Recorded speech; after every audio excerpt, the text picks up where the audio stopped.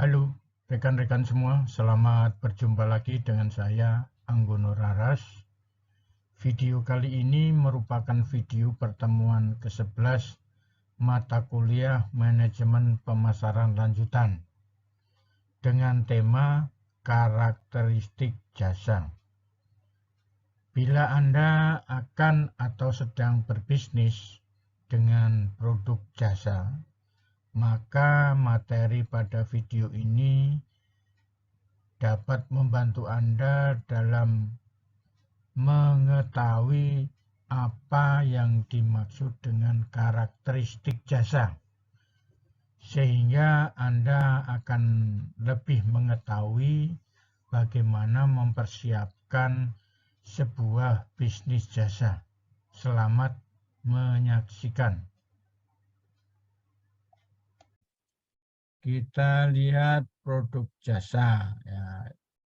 Jadi di sini jasa itu kita bisa melihat karakteristik jasa.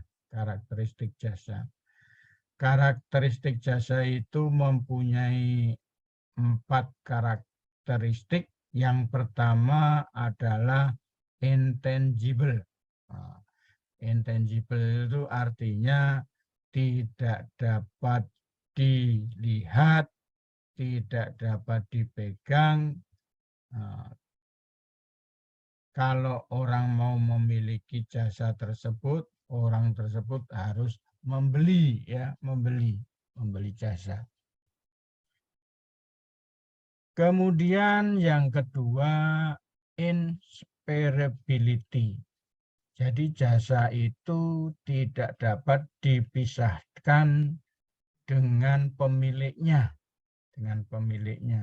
Pembeli hanya bisa menikmati, ya, tetapi begitu dia sudah selesai, maka jasa itu juga sudah hilang, tidak bisa dibawa pulang. Kemudian adanya perishability. Perishability itu jasa itu tidak dapat disimpan, ya. Jadi sifatnya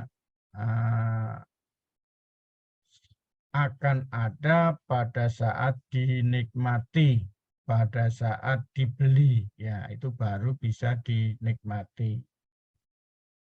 Kemudian adanya variability. Jasa itu tidak ada standar. Jadi bervariasi. Nah, contohnya apa? Kalau Anda naik pesawat terbang, ya, itu akan disambut oleh pramugari atau pramugaranya di depan pintu pesawat. Nah, di depan pintu pesawat. Pada saat penumpang sampai 100 itu suaranya masih kencang, tapi setelah di atas 100 mungkin suaranya juga mulai kendor karena lama-lama kan capek juga, ya. Nah, itu yang dimaksud dengan variability. Pelayanan seseorang dengan orang yang lain, dengan pelayan yang lain itu berbeda cara dan rasanya. Ada seorang pramugari yang ini lemah lembut, ya,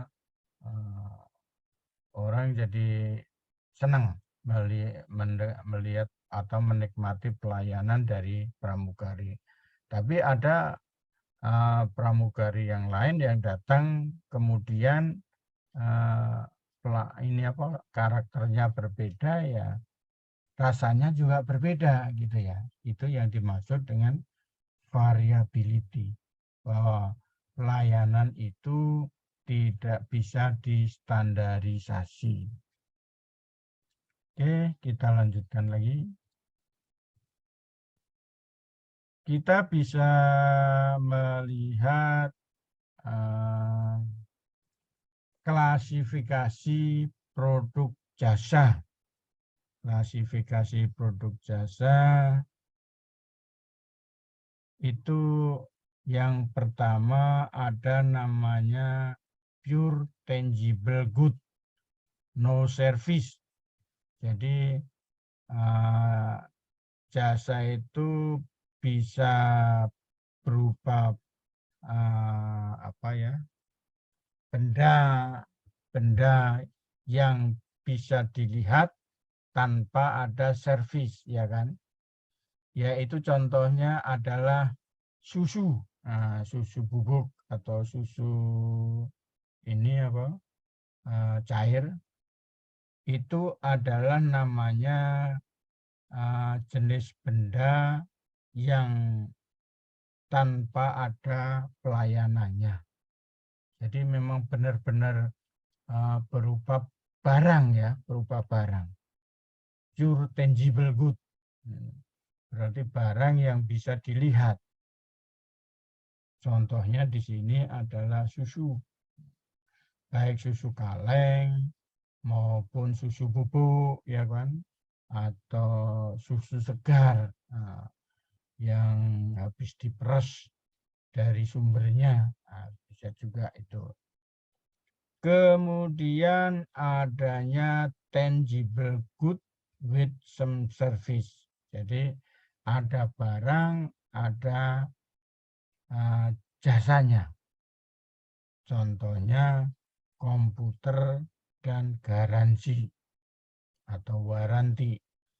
Jadi kalau Anda membeli sebuah laptop, maka Anda akan dapat barangnya, tapi juga akan dapat garansi ya, garansi.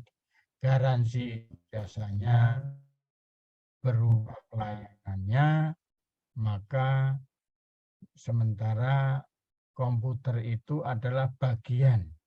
Jadi bagian daripada antara jasa dan barang bergabung menjadi satu.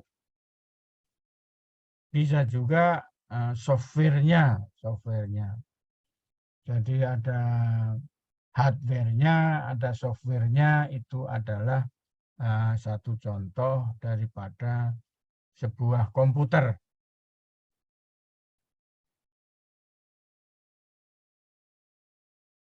Kemudian yang berikutnya adalah hybrid,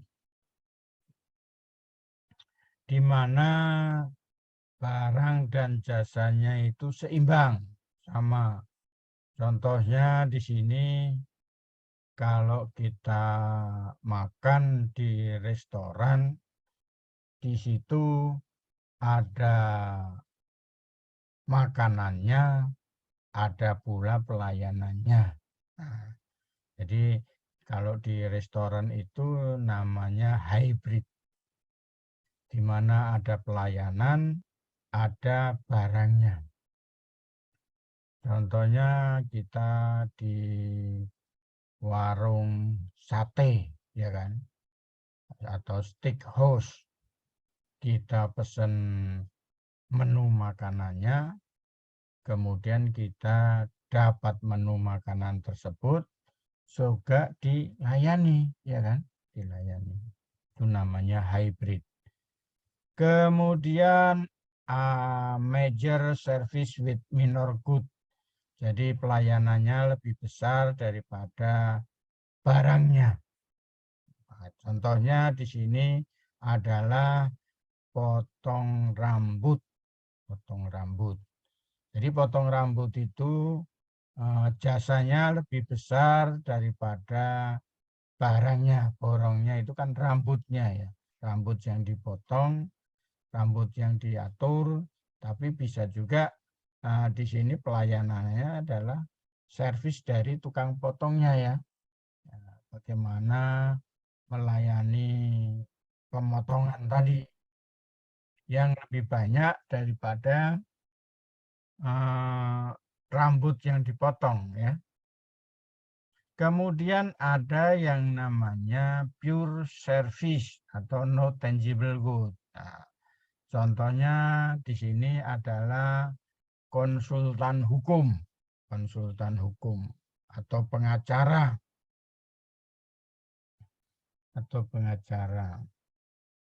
atau konsultan pemasaran. Nah, itu juga pure service.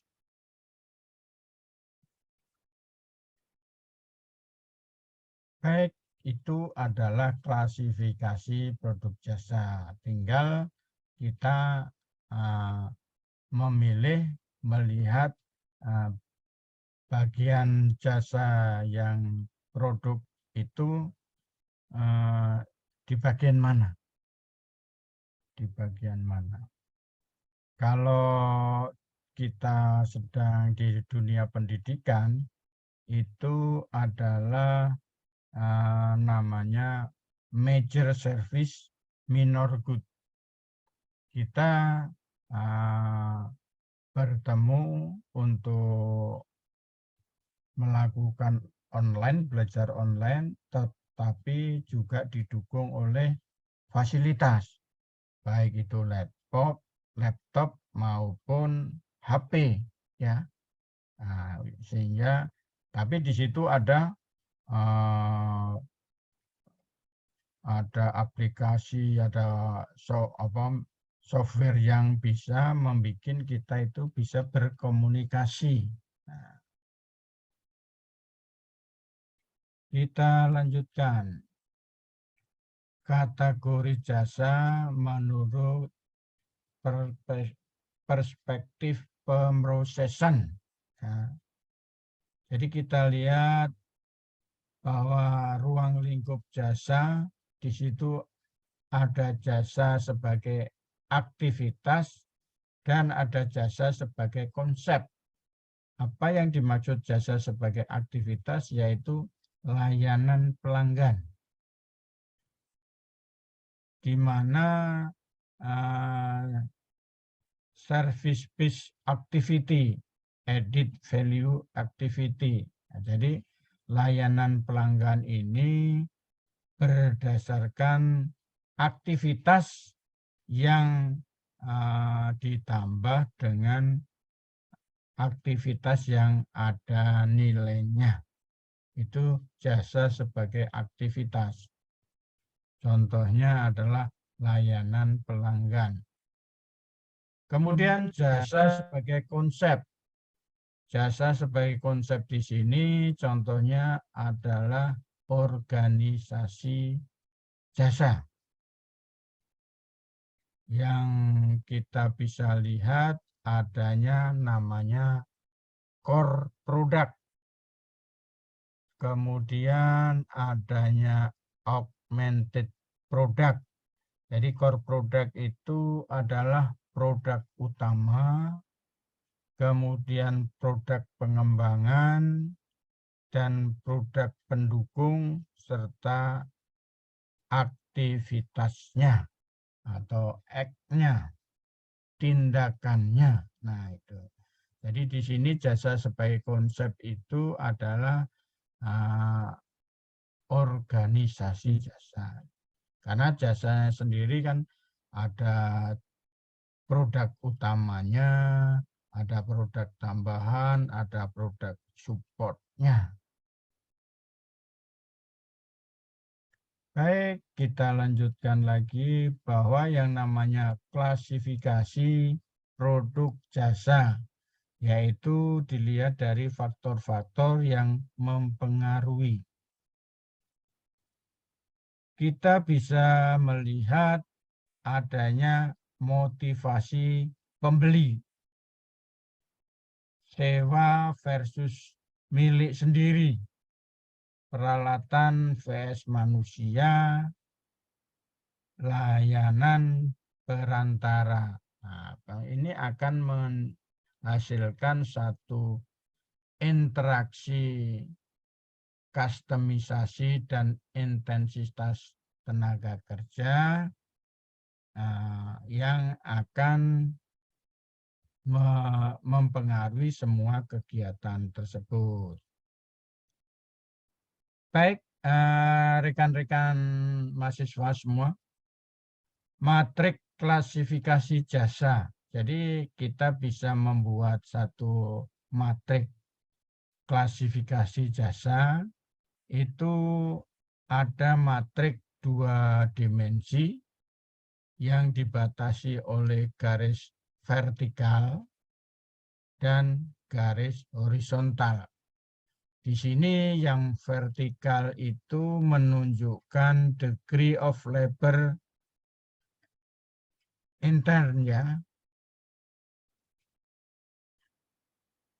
Intensity ya, intensity. Jadi untuk vertikal ini menunjukkan intensitas, level intensitas pekerja. Semakin ke atas, levelnya semakin rendah. Kalau ke bawah semakin tinggi.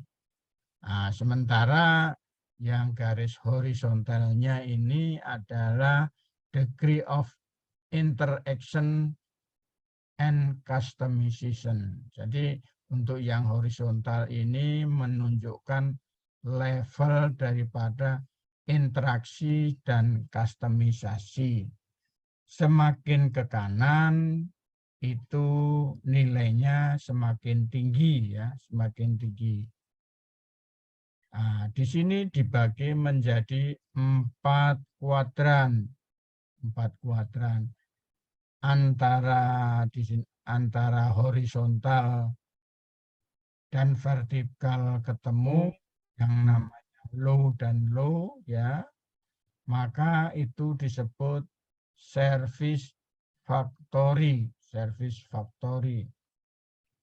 Di sini derajat interaksi dan customisasi rendah, ya kan? Dan derajat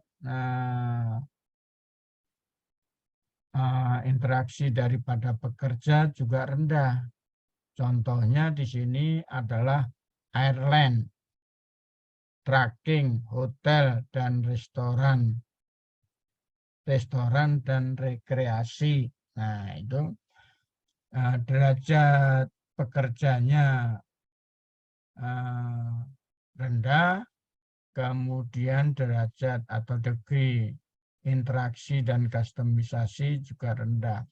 Jadi kalau di airline yang menentukan bentuk kursi, bentuk makanan atau menunya, terus bentuk ini pelayanannya itu yang menentukan adalah airline ya, perusahaan.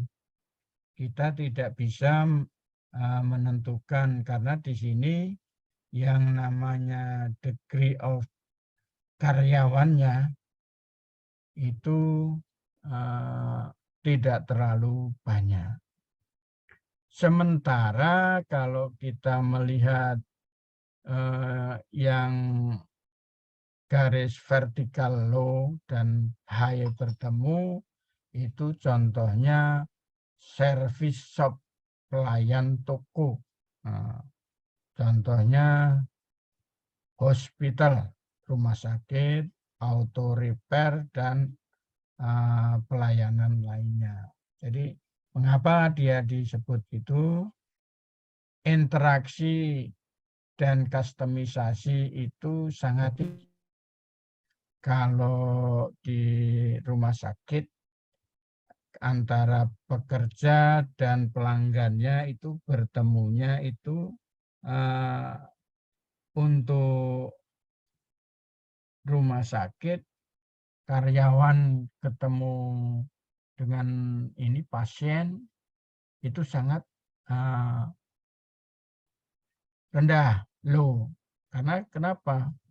Karena yang di situ ketemunya yang akan adalah orang yang sakit ya, yang sakit.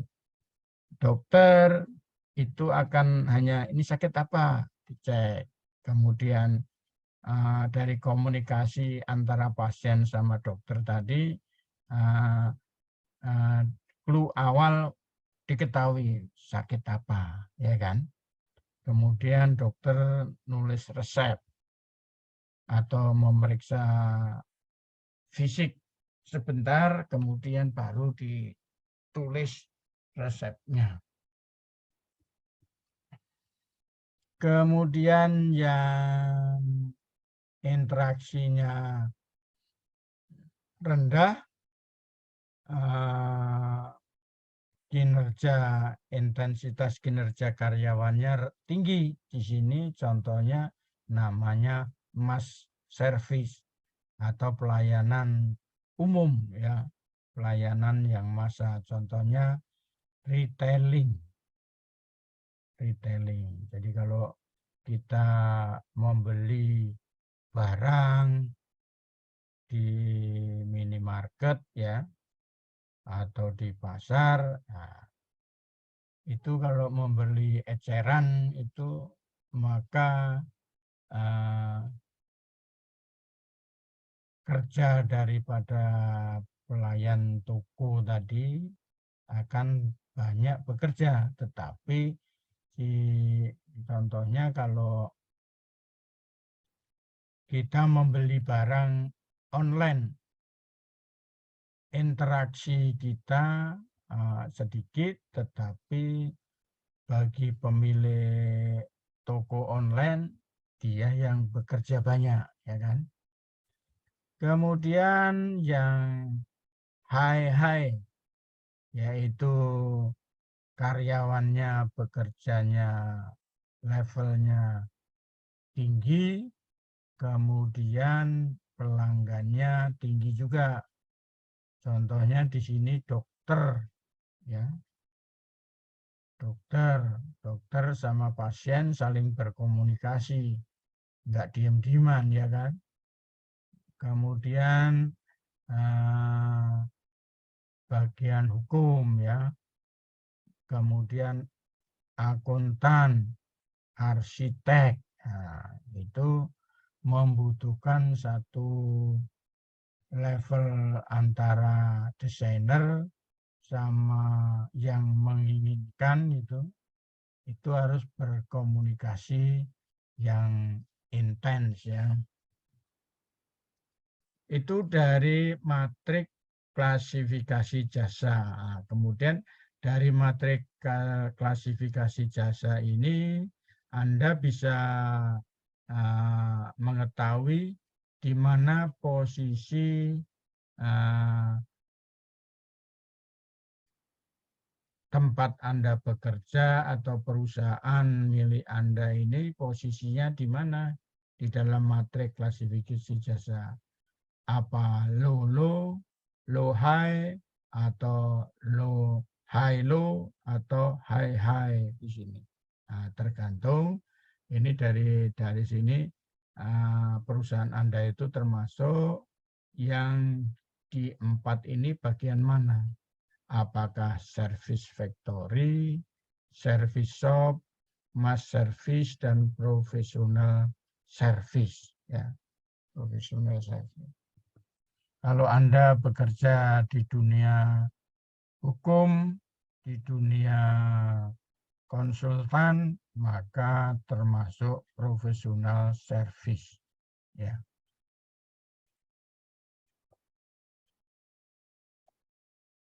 Kemudian kita lanjutkan, ada namanya skala evaluasi dan klasifikasi jasa. Jadi kalau kita membeli jasa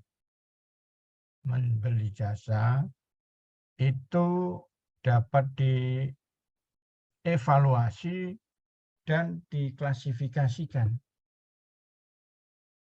Di sini ada satu gambar, ya, ada satu gambar yang kita bisa melihat, ya, kita bisa melihat di sini ada 2 kurva, ya, ada 2 kurva.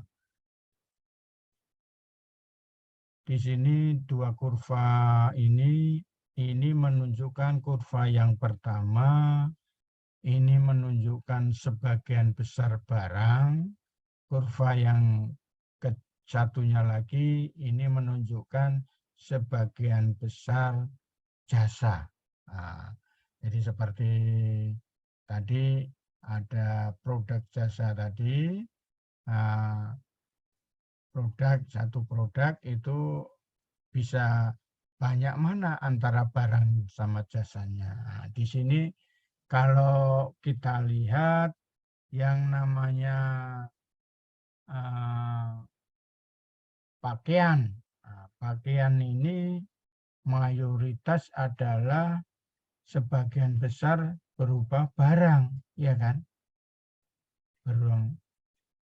Tapi kalau berupa pakaian ini kita beli di toko, ada sebagian besar, sebagian ya, itu pelayanannya, yaitu pelayan toko ya. Kemudian berikutnya di sini perhiasan. Nah, perhiasan. Kalau kita di toko membeli kalung atau gelang, itu yang kita peroleh adalah perhiasannya ya. Nah, kemudian kalau kita semakin ke kanan, itu jasanya lebih banyak. Kalau semakin kiri itu mudah dievaluasi. Dari mana kita mengetahui pakaian itu bagus atau tidak, itu cepat sekali ya. Cepat sekali. Dari modelnya, dari warnanya, itu bisa cepat sekali dilakukan evaluasi. Sementara kalau di bagian kiri, yang di bagian kanan yang sulit dievaluasi, contohnya kalau hasil diagnosis medis itu untuk dievaluasi sangat sulit. Contohnya gini, seorang dokter mendiagnosis pasiennya sakit jantung. Nah, apakah kita yakin langsung percaya? Langsung percaya? Ternyata di sini kita akan langsung percaya kalau dokter itu adalah dokter spesialis jantung, ya kan? Spesialis jantung, kemudian pada saat kita didiagnosisnya itu menggunakan alat-alat yang canggih di rumah sakit yang canggih juga, yang besar, yang terkenal. Nah, ini akan walaupun susah dievaluasi, kita bisa percaya, gitu. Kita bisa percaya karena yang mendiagnosis tadi adalah dokter ahli yang sudah berpengalaman. Itu sih menentukan. Kemudian kalau yang setengah-setengah itu contohnya di sini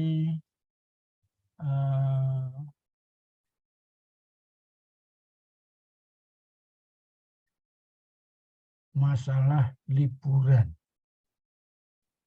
Liburan itu kita membutuhkan ada sebagian besar barangnya. Barangnya kan bisa juga berupa hotel, travel, segala macamnya.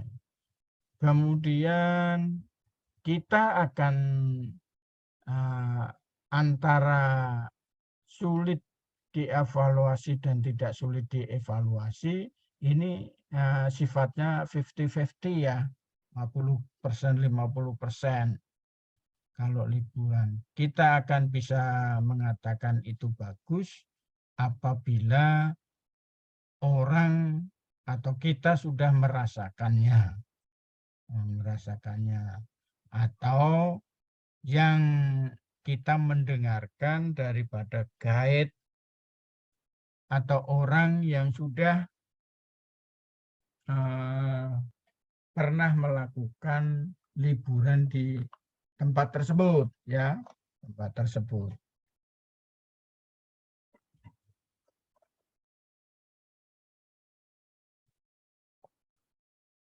Di sini yang penjelasannya adalah kualitas pencarian tinggi, yaitu karakteristik.